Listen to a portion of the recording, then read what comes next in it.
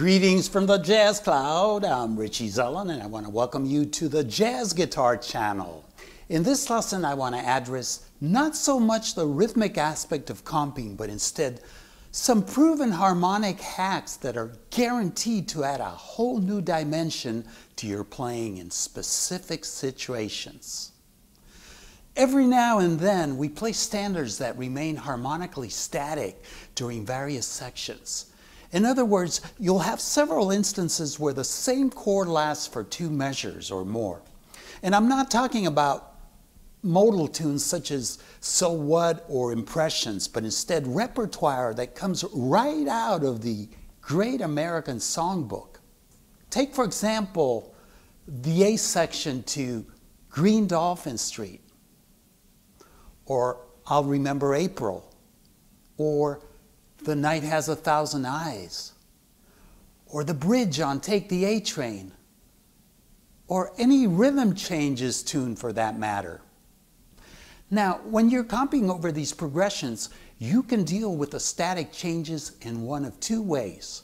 The first and most obvious one is to stay put, that is, leave it alone, and simply stick to the written changes.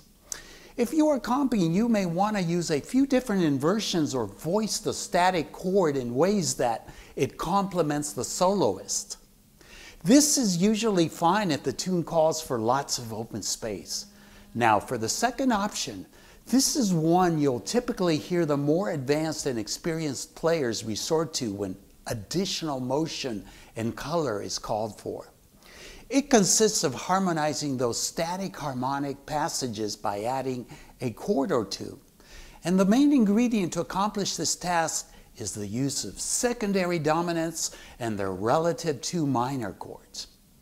If you understand the makeup of a major tonality, you're aware that every key has its diatonic dominant located a perfect 5th up from the tonic. But just in case you didn't already know, almost every other chord in the key can also have its dedicated dominant also located a perfect 5th up, in spite of it not being diatonic. These are known as secondary dominants, and they are the magic ingredient if you're looking to add harmonic motion to an otherwise slow-moving progression. I've said it over and over again through many of my lessons.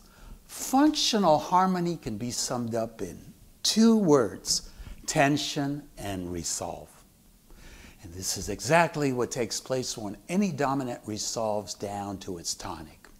As a result, in this lesson, I am going to show you various ways of incorporating secondary dominants and 2/5s whenever you come across a chord that lasts for more than a measure. In the process of teaching you this, I am also going to share with you 5 very valuable tips that you will be able to apply to dozens of standards.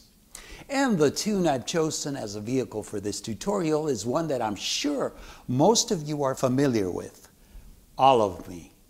So let's get started with the first 4 measures.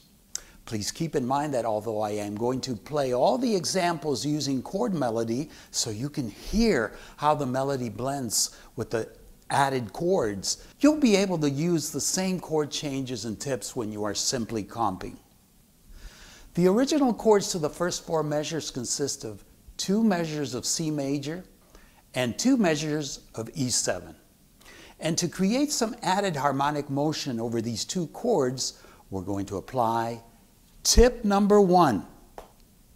Whenever we have a major or minor chord that lasts for 2 measures, this can always be done by simply replacing the second half of its measure with the given chord's dominant, which is located a perfect 5th up.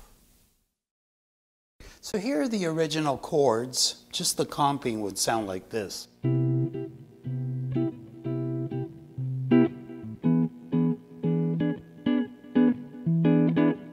And the melody would be.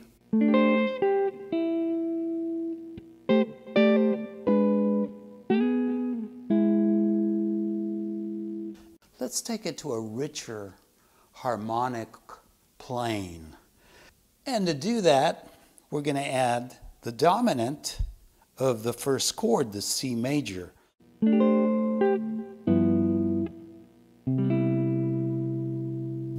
Now I can also add the flatted 9 to that 13 chord.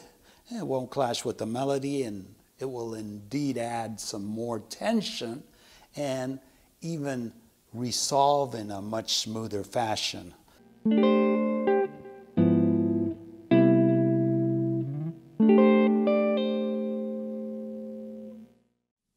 Next, we want to add some motion to the two measures taken up by the E7. This is the secondary dominant of the 6 because it resolves a perfect fifth down to A. And it's not practical for our purposes to add a dominant's dominant, because by doing so, we would only be adding more tension with no release. In addition, we will most likely clash with some of the notes in the melody. So instead, what you want to do is apply tip 2. Whenever you have a dominant, your best bet is to replace its first half with its related 2 minor 7, which is located a perfect fifth up or perfect fourth down from its root. In this case, it is B minor 7 flat 5. Why B minor 7 flat 5 and not a regular B minor 7? Well, you could use a B minor 7, but I rather apply tip 3. Unless the melody dictates otherwise, using chords with attributes that are diatonic to the current key will usually sound better. And this is especially true when it comes to adding your extensions for these chords. So in the case of B minor 7, its fifth is F sharp, which is not diatonic to the key of C, while the F, or flatted 5 in the B minor 7 flat 5, is diatonic. And please note that we will be observing this principle throughout the remainder of this lesson. Let me play all 4 measures with the additional harmony.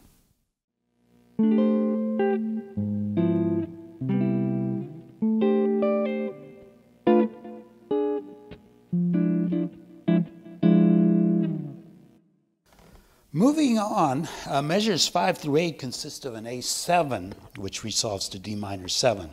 And the A7 is already the secondary dominant of D minor 7, which is the 2 minor 7 in C. And it just sounds like this.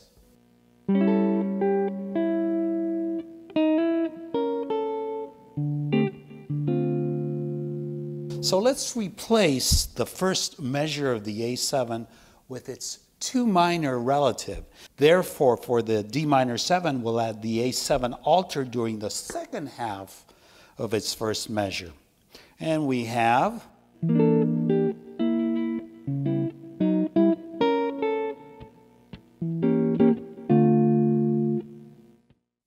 moving on to measure 9 through 12, we have an E7 and an A minor 7.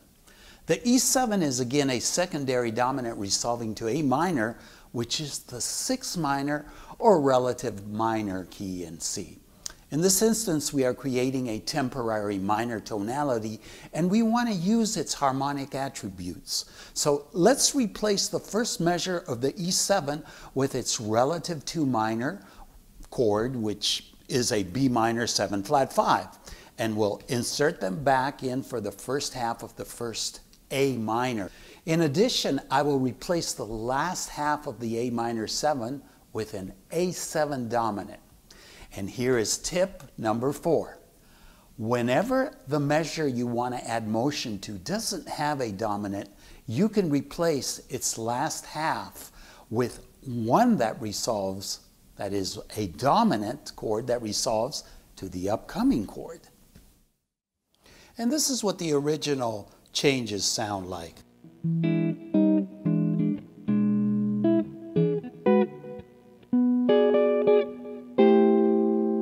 Now listen to the difference with the added chords.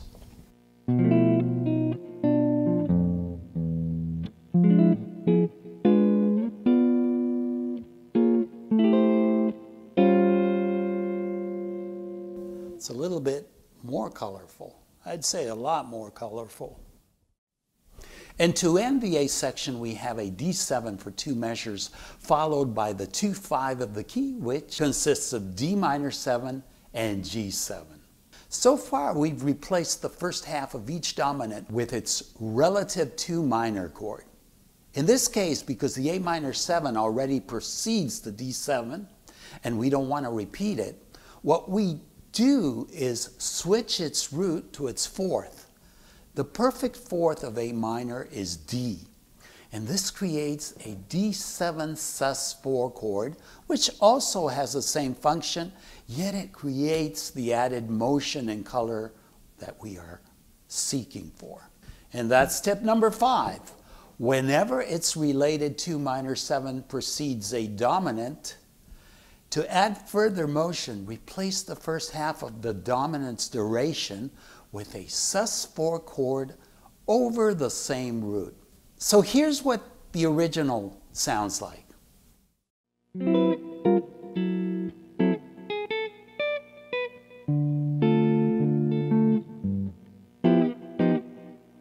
Now listen to it with the added chords.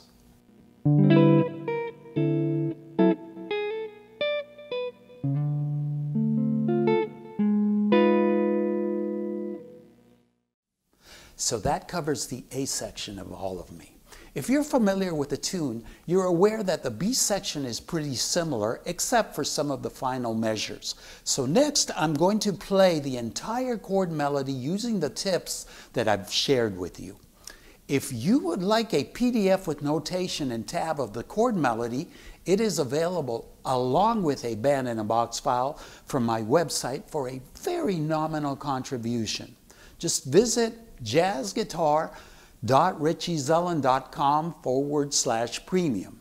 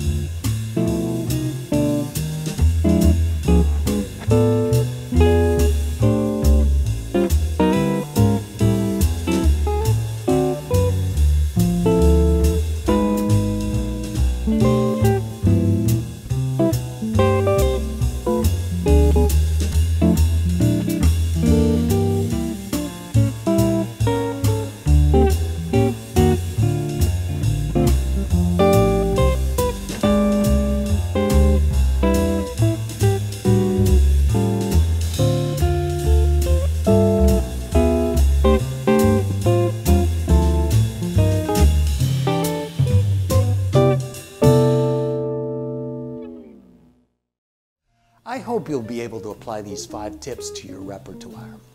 As usual, I appreciate your likes, comments, and welcome your questions. If you enjoyed this lesson, here's a playlist I recommend you watch. It features 10 powerful tips which will take your playing to an entirely new level. Really.